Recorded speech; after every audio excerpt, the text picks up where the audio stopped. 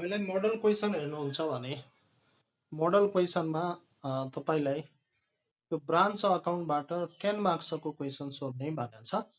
10 मार्क्सको question योभन्दा अगाडि हामीले पढेको branch account, branch debtor account बनाउने कुराहरू भन्दा पनि मोडल क्वेसन हेर्नुहुन्छ भने इन्डिपेन्डेन्ट ब्रान्चको इन्कर्पोरेसन जर्नल इन्ट्री भनेर सोध्ने भनेको छ।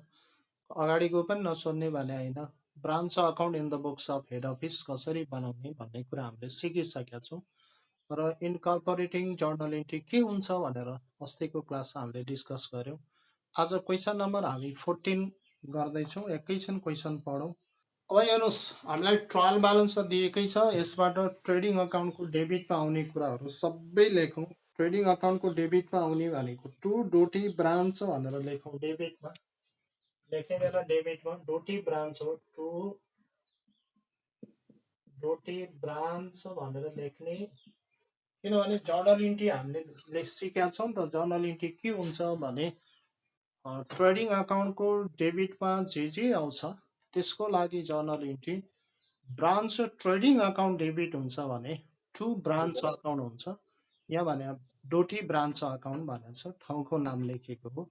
त्यसैले branch trading account debit to Doti branch हुन्छ भन्यो भने अब ट्रेडिङ प्रफिट एन्ड लस अकाउन्टमा लेख्ने बेला टु डोटी ब्रान्च अकाउन्ट भनेर अब डेबिटमा ट्रेडिङ अकाउन्टको डेबिटमा के आउँछ त्यसलाई लेख्नु पर्यो।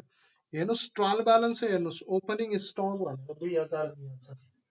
ओपनिङ स्टक भनेर लेख्नुहोस्, 2000 दिएको छ। अनि तपाईलाई पर्चेज भनेर दिएको छ 50,500। पर्चेज भनेर 50,500 दिएको छ। गुड्स सेन्ड टु ब्रान्च भनेको छ, गुड्स सेन्ड टु ब्रान्च भनेको यो पनि पर्चेज सर हो ब्रान्चको, यो 40,000 दिएको छ। अब हेर्नुहोस्, यहाँ पर्चेज रिटर्न र सेल्स रिटर्न छ। अब पर्चेज रिटर्नलाई क्रेडिटमा लेख्ने, या पर्चेजबाट घटाए पनि हुन्छ, क्रेडिटमा लेखे पनि हुन्छ। सेल्स रिटर्नलाई डेबिटमा लेख्ने अथवा सेल्सबाट घटाए पनि हुन्छ। सेल्स रिटर्न हामीले डेबिटमा 2500 लेख्यौँ भने हेर्नुहोस्, ट्रेडिङ अकाउन्टको डेबिटमा आउने यति मात्रै हो। तपाईँले ट्रायल ब्यालेन्स हेर्नुभयो भने ट्रेडिङ अकाउन्टको डेबिटमा आउने यति मात्रै दिएको छ। अब यो सबै जोड्नुहोस्, जोडेर कति हुन्छ? यसको लागि जर्नल इन्ट्री के बनाउनुहोस् भने ब्रान्च ट्रेडिङ अकाउन्ट डेबिट। अनि त्यसपछि के गर्नुहोस् भने ब्रान्च अकाउन्टको क्रेडिटमा, ट्रेडिङ अकाउन्टको क्रेडिटमा के आउँछ त्यसलाई क्रेडिटमा लेख्नुहोस्। क्रेडिटमा लेख्ने बेला बाई डोटी ब्रान्च भनेर लेख्नुहोस् ल, बाई डोटी ब्रान्च भनेर लेख्नुहोस्।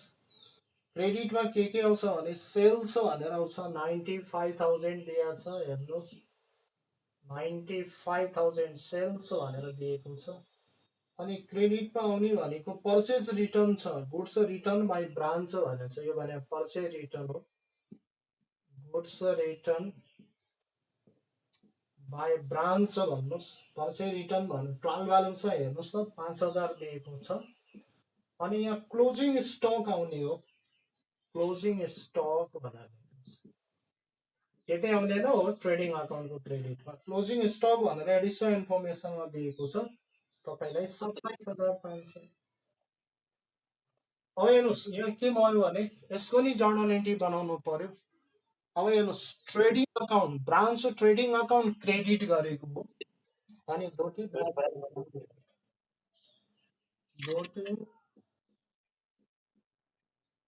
ब्रान्च अकाउन्ट डेबिट भन्नुहोस्।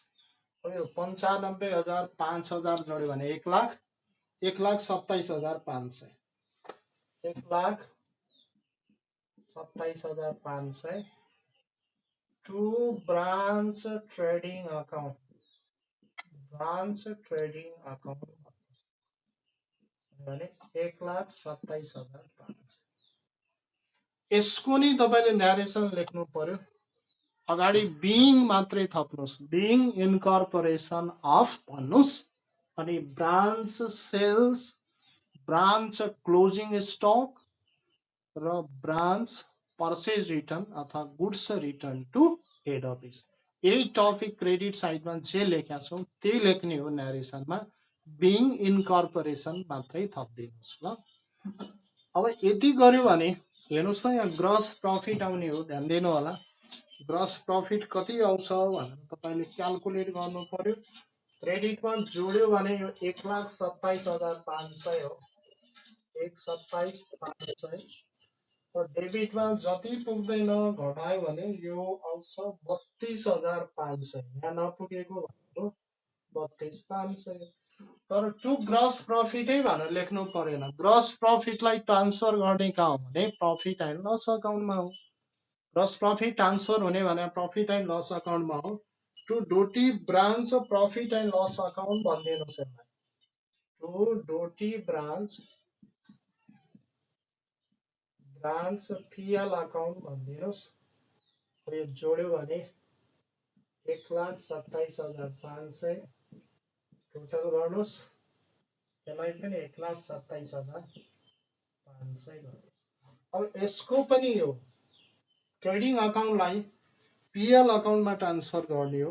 पिएलमा ट्रान्सफर गर्ने बेला जर्नल इन्ट्री बनाउनु पर्यो। हेर्नुहोस्, डोटी ब्रान्च अकाउन्ट त डेबिट गरेको हो नि, डेबिटमा नपुगेको हो नि Doti branch अकाउन्टको।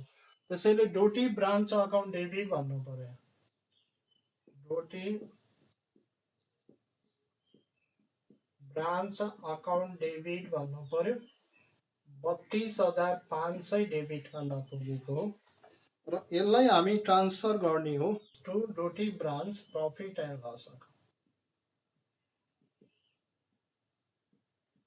Branch PL account भन्नुहोस्, 32,500 being gross profit transfer to branch PL account. Branch PL अकाउन्टमा ग्रस प्रफिटलाई ट्रान्सफर गरेको। अब त्यसपछि यही कुरा यो ब्रान्च पिएलमा गएको, यहाँ बाई ब्रान्च ट्रेडिङ अकाउन्ट भन्नुहोस्। यही ब्यालेन्सलाई ट्रेडिङ अकाउन्ट भनेर यो 32,500 लेखिदिनुहोस्। किनभने ट्रेडिङ अकाउन्टलाई हामी पिएल अकाउन्टमा ट्रान्सफर गर्दैछौँ। अब यहाँ ट्रेडिङ अकाउन्ट वा पिएल भनेर नाम आउनु पर्यो।